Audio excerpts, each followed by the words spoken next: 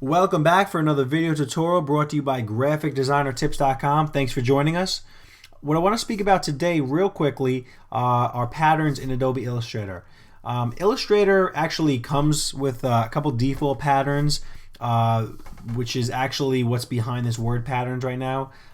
This animal skin. There's a bunch of different ones and different, I guess, categories of patterns you can choose from. But I'm going to show you how to first take apart, be able to manipulate the patterns that Adobe Illustrator gives you, and then how to create a pattern based on a graphic that you have. I'm not going to talk about how to make a seamless pattern. That's the type of pattern that's going to flow and harmoniously through the whole piece, and it's not going to change at all. So it's you know, where the left side of the piece meets up, when it duplicates, the right side it's going to meet up as one. So that's not what I'm going to talk about in this tutorial, though. I'm just going to be using patterns that are already created like that. So what you want to do first is you want to come up to Swatches, and you want to hit this little drop down arrow, and you want to come into Open Swatch Library and go to Patterns. And in here, we're going to go to animal skins. This is where I was. It's under a column of nature. Okay, so you got like 5 or 6 in there. I mean, it's ridiculous what they give you. They really give you nothing. But you can also come here and you can add to swatches. You can load swatches also into Illustrator. So what I did here was, if I move this down, I can show you real quickly, is say I create a circle or an ellipse. And you know, at first you might be on a color. So what you would want to do is you'd want to open up one of these patterns, and as you click in here, you're going to see that the pattern actually fills that whole space. It's actually a pretty cool thing. You can find patterns all over the internet. I'm going to start giving them away on my website in my freebies area, so stay tuned for that within the next couple weeks. So we're going to come to the pattern that I did make before, that I did use before in the background, and you're going to notice a couple things. As I start to move this circle around, the pattern stays in place. Okay, the pattern cannot be manipulated it cannot be transformed, meaning these circles, they're as big as they are right now. So what you would have to do is you would have to actually edit this pattern, and I'm going to show you how we're going to do that right now. So we're going to take this pattern, it's called Jaguar, and we're going to pull it out to the desktop. And as soon as we do that, it's going to give us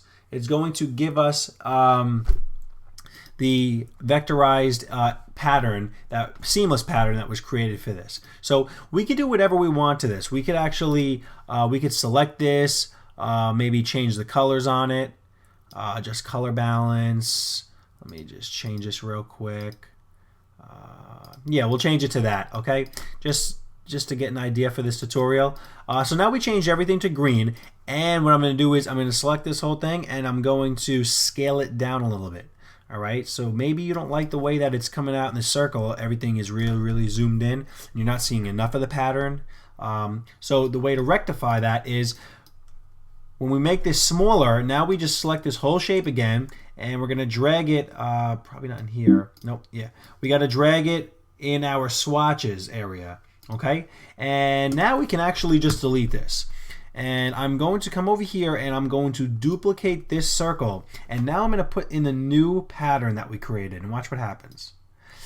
It's the green, and it's much smaller than it was on the left. Unfortunately, even with the direct selection, you cannot take this pattern and select anything. It's not vectorized, because the pattern is secure, so you can't mess with it all on the screen. You actually have to pull it out from the right, from the swatches, and then you have to mess with it like that. You can mess with the shape. I mean, you could put this any shape, but like I said, you can see how that pattern is not budging. So the next thing I want to show you is if we have a seamless pattern, which this is, I actually got off the internet, and it was free artwork to take. So what happens with this is, I can take this, and it's not a pattern right now, but I can actually, what I would do is I would fill this maybe with like a blue, and then I would fill the rest of these with maybe a, oh, excuse me, That's going to be, hold on one second. Fill the rest of this with a red. I mean, you can leave it black for now, but just know this thing is going to repeat up, down, left, and right. So you want to make sure that all these outside ones are red because they're going to be touching each other. So we're going to group these, or you can make a compound shape. We're going to group these for now, and you can just drag this into the swatches like we did with the other one. Now we're going to pull out an ellipse, and we're going to fill it with that pattern. And there you go. There is your seamless pattern. And just like we did before, pulling the pattern out to the desktop, it gives us the ability to actually have vectorized shapes now that we can mess with. We can change the colors. I wouldn't recommend changing any of the shapes of this. I'm just going to show you why. Because if you start to change the shape of this and say, you mess with this a little bit, and we select this whole thing, pull it into here, back into our swatches, we created a whole new swatch now, and we're going to pull that ellipse out, and we're going to now fill it. That was the old one, and now we change that one point on the top and the bottom of the swatch of the pattern, and now watch what happens. It changes it completely. I mean, it looks pretty cool, but it's if you want completely seamless patterns, you obviously don't want to do that. So that's patterns. It's very simple. Any questions, comments, leave them. I'll be glad to answer them ASAP. Visit graphicdesignertips.com. Have a good night. Peace.